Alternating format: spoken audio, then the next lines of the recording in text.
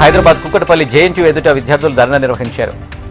22 బ్యాచ్కి grace మార్కులు 0.50% పెంచాలంటూ నిరసన వ్యక్తం చేశారు. పెండింగ్లో ఉన్న గ్రేస్ మార్కుల అంశాన్ని తక్షణమే పరిష్కరించాలని విద్యార్థులు డిమాండ్ చేశారు. సమాచారం అందుకున్న పోలీసులు ఘటనా స్థలానికి చేరుకుని విద్యార్థులను అదుపులోకి తీసుకున్నారు. శ్రీకాకుళం జిల్లా పలాస పోలీస్ స్టేషన్ దగ్గర ఉద్రిక్తత వాతావరణం నెలకొంది. మాజీ మంత్రి అప్పలరాజును విడుదల చేయాలంటూ మత్స్యకార మహిళలు పోలీస్ స్టేషన్ చేరుకుని ఆందోళన చేశారు. అప్పలరాజు ఎక్కడా ఉన్నారంటూ పోలీసులను ప్రశ్నించారు. అనంతరం పోలీసులు ఆందోళనకారులను అదుపులోకి తీసుకుని పరిస్థితిని అదుపులోకి తీసుకొచ్చారు.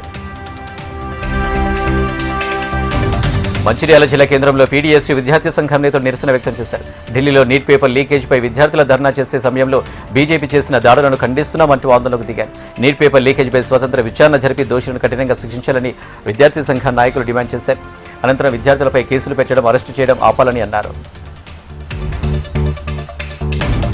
హైదరాబాద్ చంద్రాయణగుట్టలో పట్టుబడింది. పోలీసులు తనిఖీలు చేస్తుండగా గంజాయి విక్రయిస్తున్న 2 వ్యక్తులను పట్టుకున్నారు. వారి దగ్గర నుండి 100 గ్రాముల గంజాయిని స్వాధీనం చేసుకుని నిందితులపై కేసు నమోదు చేశారు.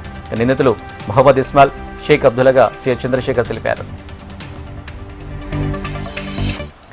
హైదరాబాద్ నగరాల్లో గంజాయి కేసులు మరోసారి కలకలం రేపాయి. పోలీసులు పాన్ షాపులపై ఆకస్మికంగా తనిఖీలు చేపడుతుండగా గంజాయి అమ్మకాలు బట్టబయలంది. వెంటనే గంజాయి విక్రయిస్తున్న షాప్ యజమానులను పోలీసులు అదుపులోకి తీసుకున్నారు. వారి దగ్గర నుండి దాదాపు 100 గ్రాముల చొప్పున ఉన్న 300 గంజాయి ప్యాకెట్లను స్వాధీనం చేసుకున్నారు. అనంతరం నిందితులపై కేసు నమోదు చేసి రిమాండ్కు తరలించారు.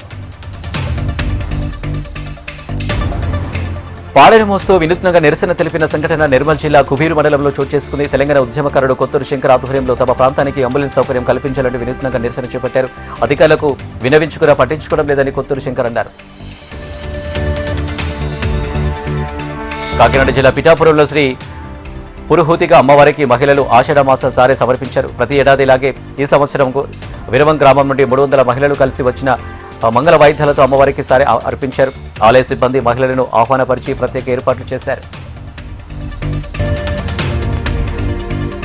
జోగులాంబ గద్వాల జిల్లా ఎర్రవల్లి చౌరస్తాలో కాంగ్రెస్ కార్యకర్తలు ర్యాలీ నిర్వహించారు. ఢిల్లీలో రాహుల్ గాంధీ అరెస్టు నిరసిస్తూ నిరసన తెలిపారు. నీట్ పేపర్ లీకేజ్ వ్యవహారంలో కేంద్ర ప్రభుత్వం చొరవ తీసుకుని నిందితులపై కఠిన చర్యలు తీసుకోవాలని కోరారు. అనంతరం కేంద్ర మంత్రి ధర్మేంద్ర ప్రధాన్ దిష్టిబొమ్మను దగ్ధం చేశారు.